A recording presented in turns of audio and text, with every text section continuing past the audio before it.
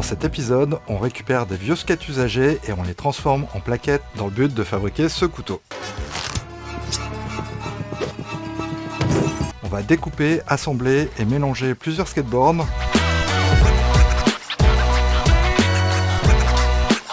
pour pouvoir recréer un motif assez graphique. Cet épisode est le deuxième d'une série de 4 épisodes. On en parle plus en détail juste après le générique.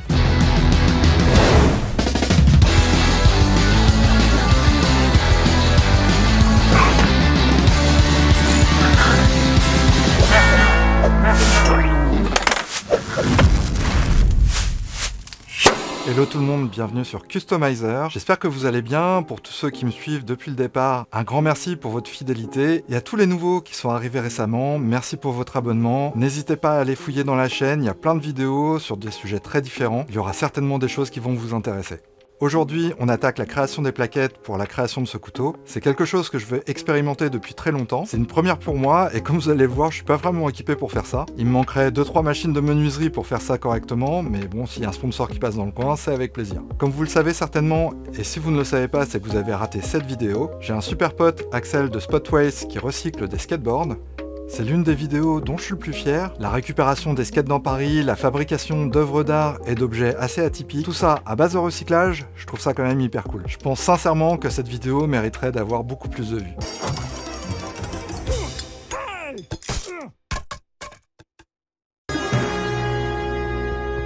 Eh oh, y'a quelqu'un ?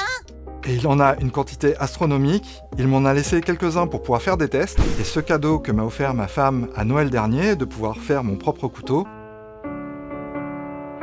je me suis dit que c'était l'occasion idéale de pouvoir tester ce type d'assemblage. Dans l'épisode 1, on a visité l'atelier de Stéphane, là où je vais fabriquer le couteau. Et à la fin de la vidéo, je vous partage quelques créateurs qui utilisent des skates recyclés. N'hésitez pas à aller voir, c'est plutôt intéressant. Le principe est assez simple, on récupère les morceaux de skate. Les skateboards sont en général constitués de 7 plis d'érable, et certains sont colorés, souvent celui du dessus et celui du milieu. Et quand on les place les uns sur les autres, ça permet d'avoir de très jolis motifs. Le skateboard recyclé, c'est plutôt un très bon matériau, car c'est hyper solide, facile à travailler, et en plus, grâce aux plis de couleurs, on peut faire des arrangements assez graphiques et ça c'est plutôt assez cool.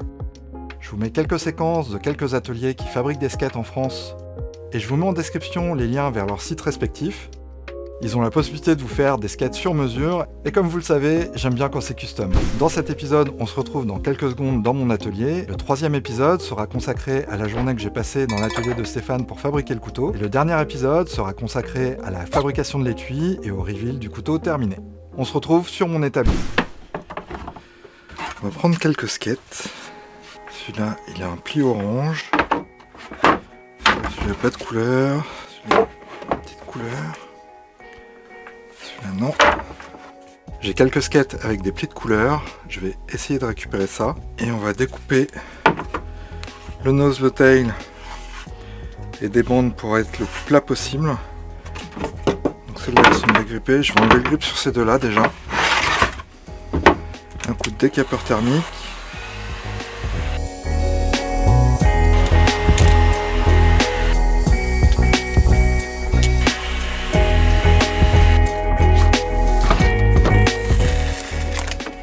On va mettre un petit coup d'acétone. Enlever la colle, bien nettoyer.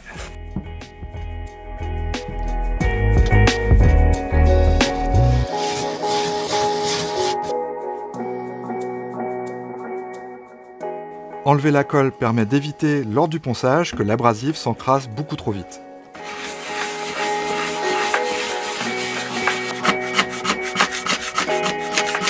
Sur les bords déjà dégrippés, la colle est sèche et s'enlève facilement à la spatule. On va couper nos tails pour voir ce que ça donne.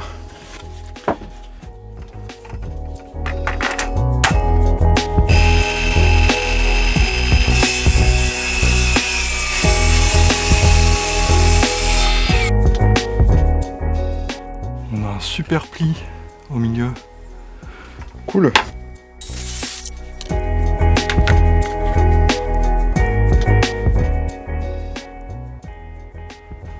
Ça va être joli ça. Je vais couper les deux parties où il y a les trous.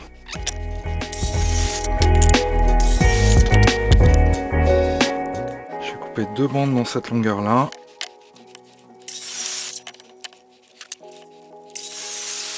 Ah, ça c'est pas mal. Comme je le disais dans le contexte, c'est pas la première fois que je travaille avec du skateboard, mais c'est la première fois que je fais ce type d'assemblage. Vous pouvez voir que l'équipement que j'utilise n'est pas totalement approprié pour ce type de travaux, mais ça sera évidemment une des évolutions de mon atelier dans le futur. En mélangeant 2 boards, on a un bel arrangement de couleurs. Place au ponçage. Ça permet de remettre les fibres de bois à nu et ainsi d'être sûr que la colle pénètre bien et que l'assemblage soit bien solide et uniforme.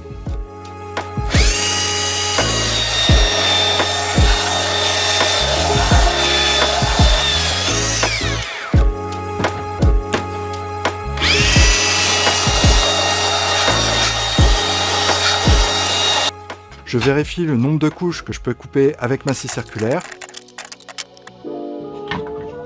Je choisis un mélange de couleurs en intercalant les bords entre elles.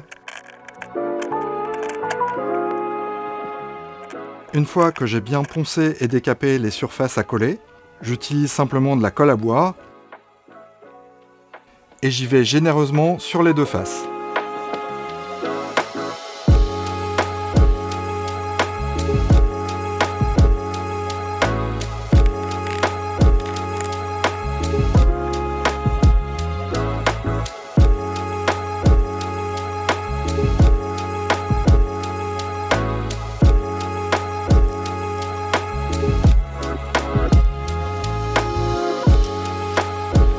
Et je mets mes couches de skateboard en compression avec des serre-joints. Alors tous les serre-joints de mon atelier y sont passés. Je laisse sécher tranquillement. Le lendemain, on enlève les serre-joints. Et je répète l'opération pour les autres plaquettes.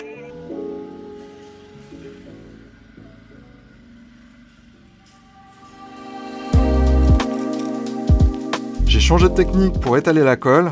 La spatule, ça marche tout aussi bien et c'est beaucoup plus facile à nettoyer que le pinceau.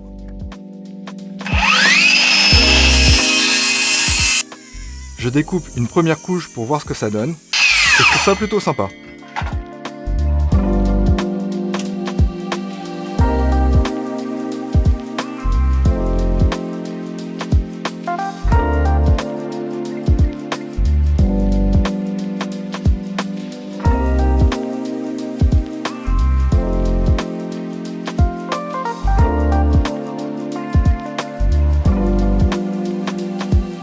Je découpe ensuite le bloc en 2 pour répéter le motif et agrandir la surface. Je colle ces 2 blocs ensemble.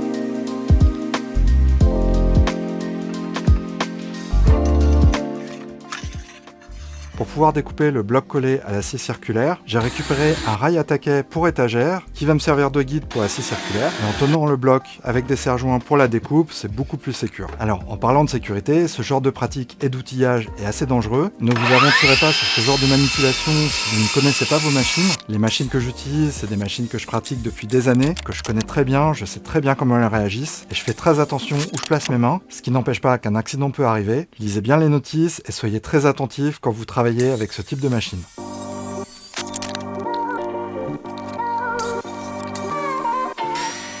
Et on peut passer au rabotage et au ponçage. C'est là qu'une rabot d'égo ne serait pas du luxe.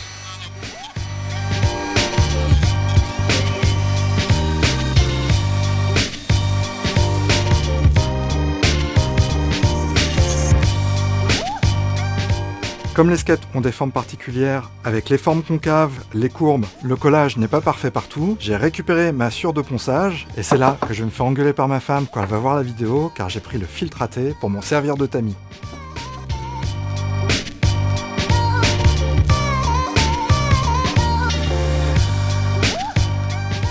Je mélange la sciure de skateboard avec de la colle à bois, ce qui me crée une pâte à bois de la bonne couleur pour remplir les petits interstices.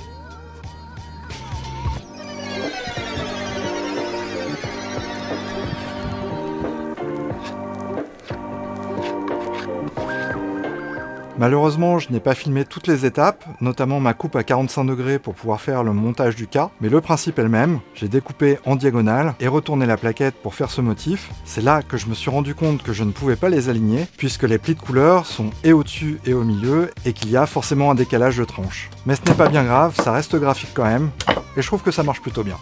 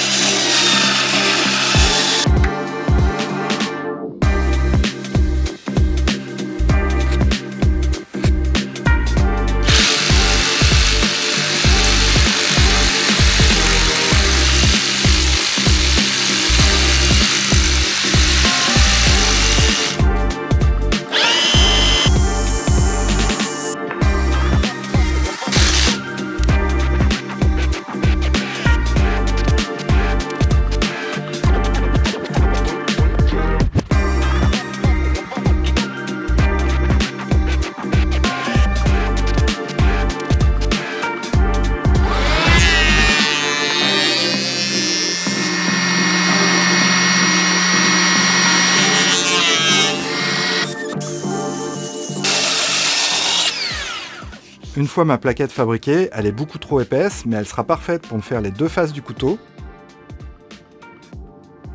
Je me fais un marquage avec la scie à métaux, ce qui me permet d'avoir une rainure assez fine.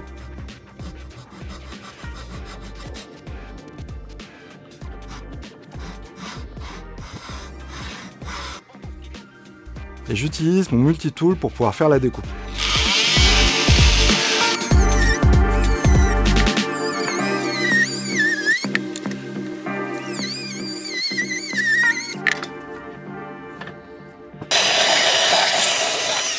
Je me retrouve avec deux plaquettes d'environ 1 cm d'épaisseur, ce qui sera parfait pour le couteau.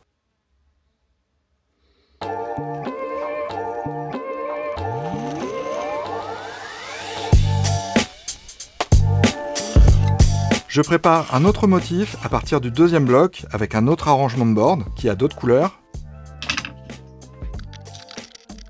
Et on va se faire un peu de place parce que c'est bien le bordel ici. Travailler dans un environnement clean, c'est beaucoup plus facile.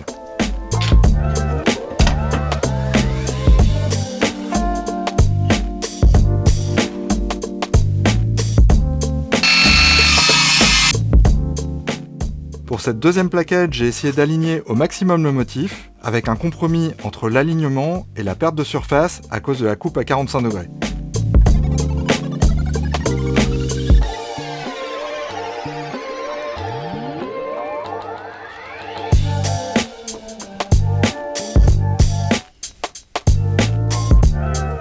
Pour le reste, c'est le même principe.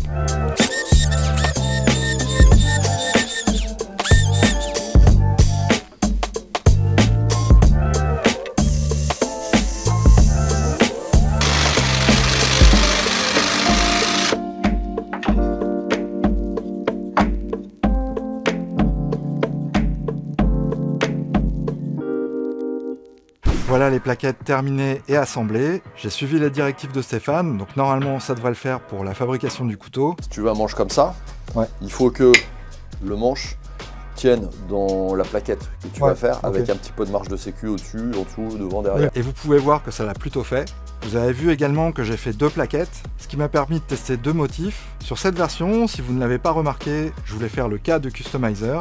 Et le deuxième est un motif purement graphique que j'ai offert à Stéphane et il en a fait ce couteau. Je vous mets en description mon lien affilié vers Weekendoo si vous voulez vivre ou offrir ce type d'expérience. Vous avez un petit peu plus de précision dans l'épisode 1. Alors abonnez-vous pour ne pas rater le prochain épisode sur la fabrication du couteau. Que cette vidéo vous ait plu ou non, n'hésitez pas à me le laisser en commentaire. Ça me permettra de savoir ce qui est apprécié sur la chaîne. Et si vous avez des questions, n'hésitez pas, je réponds à tous vos messages. Le petit like pour dire à l'algorithme que la vidéo a un intérêt. Prêt, Milouz? Vas-y!